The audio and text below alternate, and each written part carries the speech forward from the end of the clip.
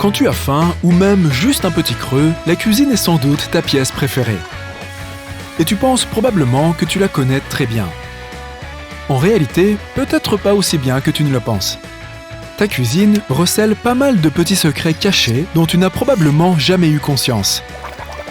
Tout d'abord, nous allons nous intéresser à quelque chose qui a des trous. Non, on ne va pas parler de gruyère.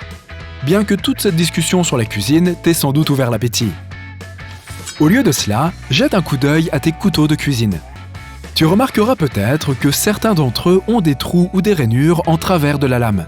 Ces caractéristiques ne sont pas propres à un seul type de lame. Plusieurs de tes couteaux ont probablement ces trous ou ces rainures.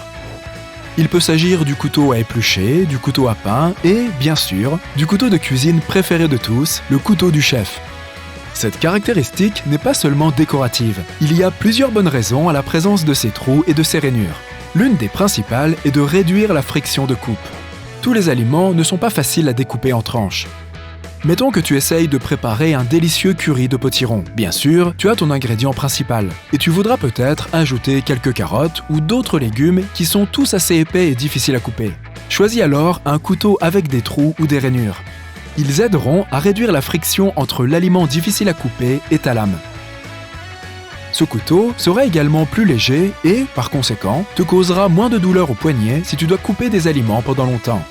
Les trous dans la lame signifient moins d'acier, ce qui signifie moins de poids. Tu pratiqueras donc plus facilement des coupes nettes dans tes aliments.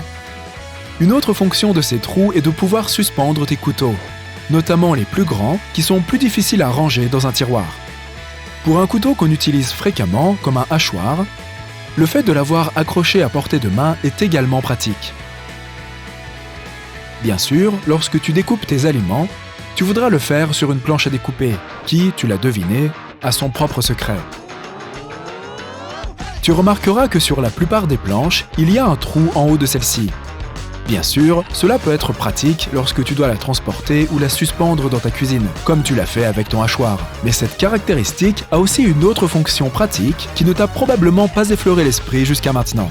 Une fois que tu as coupé tes herbes et tes légumes, et toutes ces délicieuses choses que tu vas ajouter à ton plat, place le trou de la planche au-dessus de ta poêle ou de ta casserole. Munis-toi de ton couteau et pousse doucement tes ingrédients à travers le trou pour les faire tomber dans le récipient sans en renverser, et donc sans trop salir ton plan de travail ou tes plaques de cuisson. Savais-tu qu'il existe un moyen secret de couper les oignons sans pleurer ?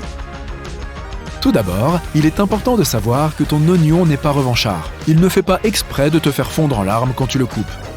La peau de l'oignon contient en fait des acides aminés. Lorsque tu le coupes, les composés chimiques produits par les entailles sont libérés dans l'air et finissent par te piquer les yeux. La meilleure façon d'étouffer l'émission de ces composés chimiques qui provoquent les larmes est de refroidir l'oignon, soit en le congelant, soit en le passant sous l'eau froide. Dans les deux cas, tu devrais maintenant être capable de couper ton oignon en gardant tes yeux secs et ton sourire intact. Laisse encore couler l'eau pour notre prochain secret de cuisine et nous allons ensuite remplir les bacs à glaçons. Il semble presque impossible de remplir ces bacs sans gaspiller énormément d'eau. Mais la conception d'un bac à glaçons doit justement permettre de le remplir facilement sans inonder ton plan de cuisine. Plutôt que de remplir chaque trou un par un, dirige l'eau sur la zone plate située entre chaque trou. Cela permettra de canaliser l'eau de manière uniforme dans chaque trou sans déborder sur les côtés. Si tu cherches une méthode plus rapide pour remplir ton bac à glaçons, incline-le et verse l'eau dans les deux trous supérieurs. L'eau va couler le long du bac comme une cascade et remplir chaque trou rapidement et proprement. Bien sûr, transporter le bac à glaçons du robinet de la cuisine au congélateur reste une étape difficile, et nous n'avons pas encore découvert de secret pour cela, à part la machine à glaçons automatique. Maintenant, sortons du congélateur et réchauffons-nous un peu. Savais-tu que les aliments épicés ne sont pas vraiment chauds? Du moins pas dans le sens traditionnel du terme. Un composé chimique présent dans les piments forts, appelé capsaïcine, trompe ton cerveau pour qu'il ressente cette sensation de brûlure dans ta bouche et dans ta gorge. Mais pas d'inquiétude, tu n'es pas vraiment en feu, même si tu en as l'impression. Ton premier réflexe est probablement de prendre un grand verre d'eau et de boire à grande goulée, comme si tu voulais éteindre un incendie. Mais c'est exactement ce qu'il ne faut pas faire. L'eau ne fera que répandre davantage la capsaïcine et aggravera la situation. Au lieu de cela, les produits laitiers seront tes meilleurs alliés si tu as besoin de soulager la douleur d'un piment trop épicé. La plupart des produits laitiers contiennent une protéine appelée caséine, qui peut aider à rincer la capsaïcine. Alors, tant que tu as un verre de lait à portée de main, n'hésite pas à faire des expériences d'assaisonnement un peu relevées. En parlant d'assaisonnement, le condiment le plus courant est sans aucun doute le sel. Mais t'est-il déjà arrivé d'attraper la salière à moitié pleine, de la retourner et, bien que tu l'aies secouée et que tu en aies tapé le fond, de ne voir sortir presque aucun grain? Tôt ou tard, le sel commence à s'agglomérer.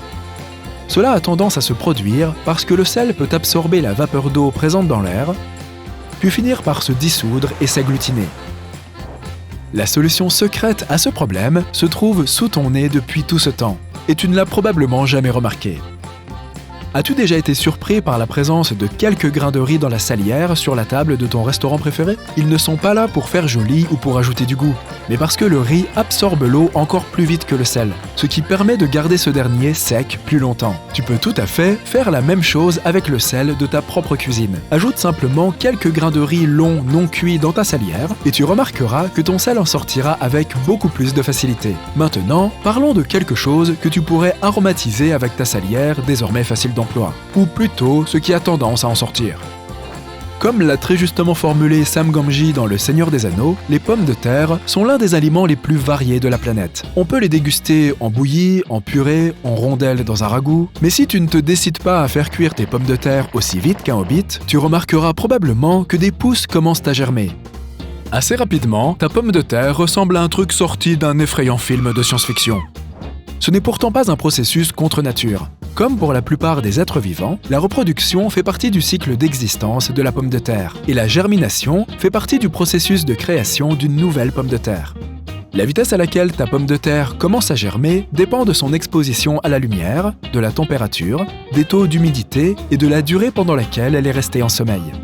Si elle est restée au repos pendant un certain temps, elle aura probablement des pousses. C'est une excellente nouvelle si tu prévois de planter ta pomme de terre, mais pas tellement si tu prévois de la manger. Cependant, un secret pour empêcher les pommes de terre de germer trop tôt est de les stocker avec des pommes. Le gaz d'éthylène émis par ces dernières ralentit le processus de germination. En revanche, ne stocke pas tes pommes de terre avec tes oignons. Non, ils ne feront pas pleurer tes pommes de terre, mais ils auront l'effet inverse et les feront germer. Quoi qu'il en soit, les germes sur une pomme de terre sont loin d'être aussi désagréables que la moisissure sur le pain. Lorsque le pain est frais, l'un des usages les plus répandus est d'en faire des toasts. Presque tout le monde a un grille-pain. Et tu seras peut-être surpris d'apprendre qu'il y a probablement un tiroir secret à l'intérieur du tien. Ce qui se trouve dans ce compartiment n'est peut-être pas très excitant, mais il se trouve que c'est une fonction essentielle dont peu de gens connaissent l'existence. Il s'agit du tiroir à miettes. Toutes les miettes et tous les débris de tes toasts atterrissent ici. Pour trouver ce tiroir caché, tu dois le chercher entre les parties supérieures et inférieures de ton grille-pain. Il est essentiel de garder ce tiroir propre. Non seulement cela permet de garder ta cuisine moins sale, mais cela réduit aussi le risque que ton grille-pain ne provoque un incendie. Ce serait regrettable. Voilà, tu connais maintenant quelques secrets de cuisine supplémentaires. Tu vas pouvoir refaire connaissance avec ta cuisine et préparer un bon repas, tout en gardant toutes ces astuces à l'esprit. Bon appétit!